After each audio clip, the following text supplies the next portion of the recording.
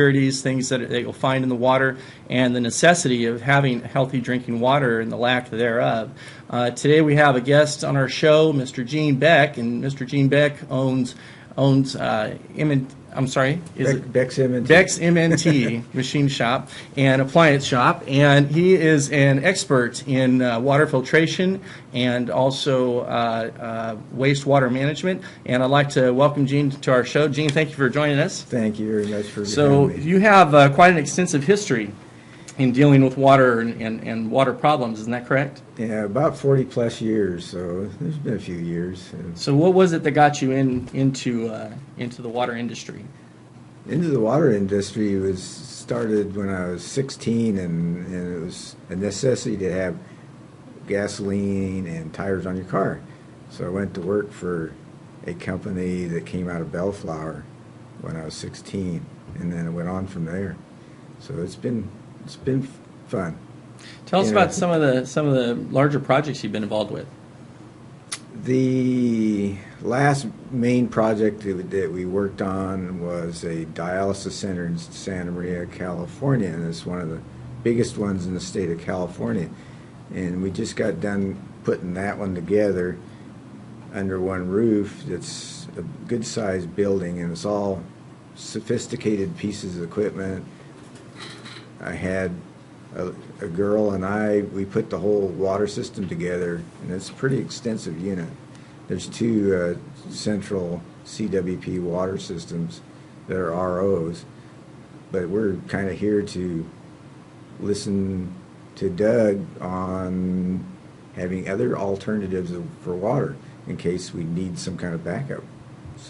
So when you say RO, explain a little more detail for the audience in case they're not familiar with that terminology. Reverse osmosis basically is, most of the time if you just say you put sugar in a glass of water, it wants to disperse evenly.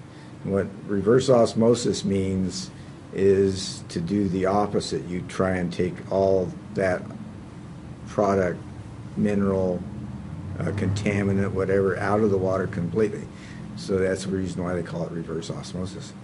Now, I know that within our filtration system that we have in our products, one of the primary filters, we actually have 12 different filters throughout the process of our products and our technology, and the primary filter is reverse osmosis.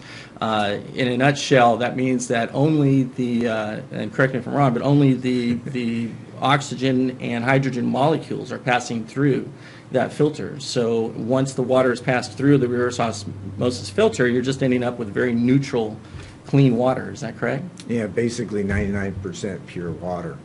And it's been really a good, stable situation of making pure water so that you can drink it. Because in the dialysis center that I'm faced with every day, the water has to be pure because the patients are prone for anything in the water that will contaminate them, and it'll cause them problems, physically, mentally, and everything. That's a big subject for them.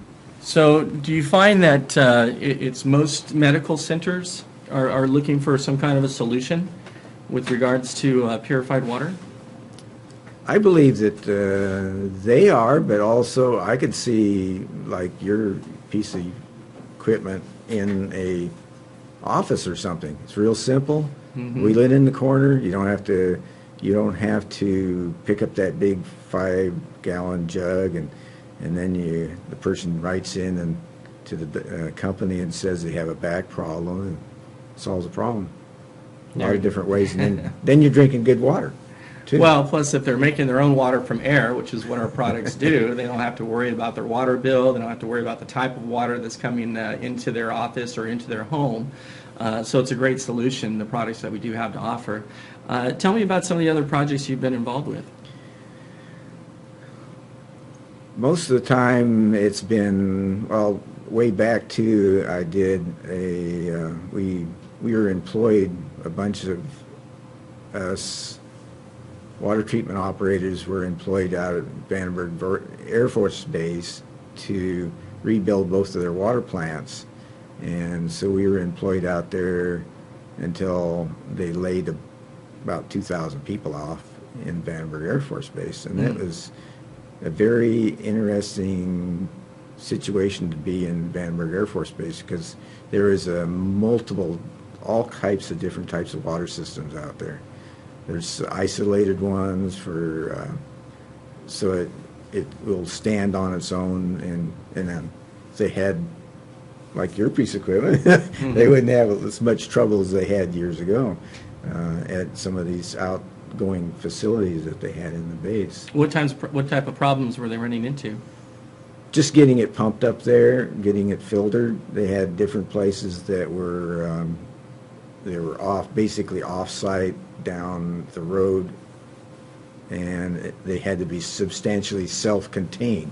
And there is a lot of issues there, because they have to pump it there, they have to basically store it there long enough and clean it up so that it's good forever. So there's a lot of issues there. Do they have problems with chlorine or over-chlorination?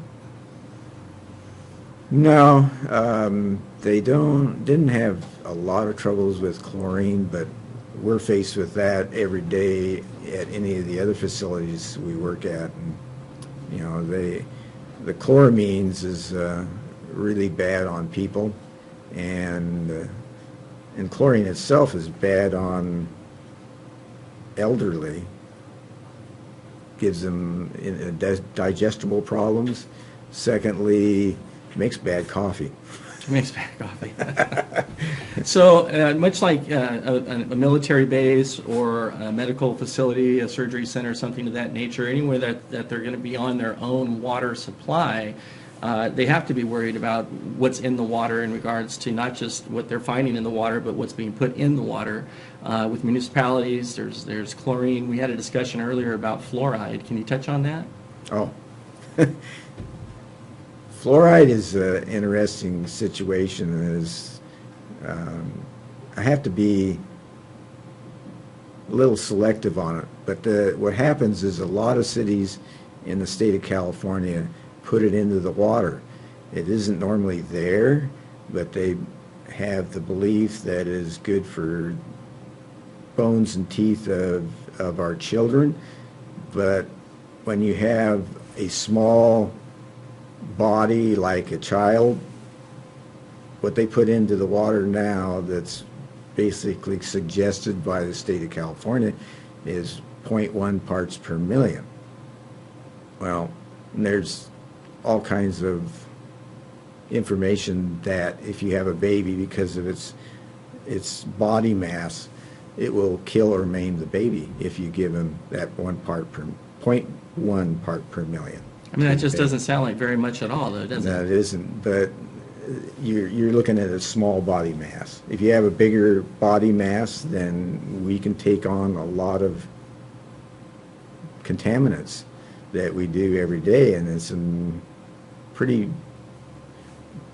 our body's pretty resilient, amazingly. Otherwise, people like diabetics, they aren't so resilient, and they usually end up having kidney failure, and then we have to clean their blood for them, and basically their life is over with, other than existing on a machine 2 or 3 days a week for like 4 or 5 hours. So it's pretty rough on them, but they get to see their grandkids and stuff like that. So these are the dialysis machines that you're referring to? Right. So you do a lot of work with different dialysis centers? Yeah. The main one that I've been putting together is the big one in Santa Maria, because it was pretty extensive, and it took almost a year to build from ground up. And then I had to build and design a lot of the equipment inside of it. So it was challenging. Now, you do guest speaking from time to time, is that correct? You go out and is it fair to say you give lectures? Every once in a while I get a chance to have lectures to our state water operators, and they really enjoy my good old lectures, and they enjoy it. try to hit on topics that nobody else does because I'm pretty independent, pretty open-minded. So I end up telling people about how about your saran wrap you put on your food and you put it in the microwave. Every piece of plastic that's flexible has carcinogens in it, and carcinogens make cancer. Right. That is something I want to talk about when we come back from these commercial breaks. We have a lot of more interesting information for you in the way of the health, the requirements of the water. There's some local communities in California, Oakhurst and Coarsegold. We can talk about some of the challenges that they're facing. But we thank you for joining us. We'll be right back after these messages. If you've got something to say and you'd like a place to say it, check out CentralValleyTalk.com. We are interviewing for new talk show hosts at this time. If you'd like to advertise on CentralValleyTalk.com, go to our website and it'll tell you what to do. CentralValleyTalk.com. The Hunt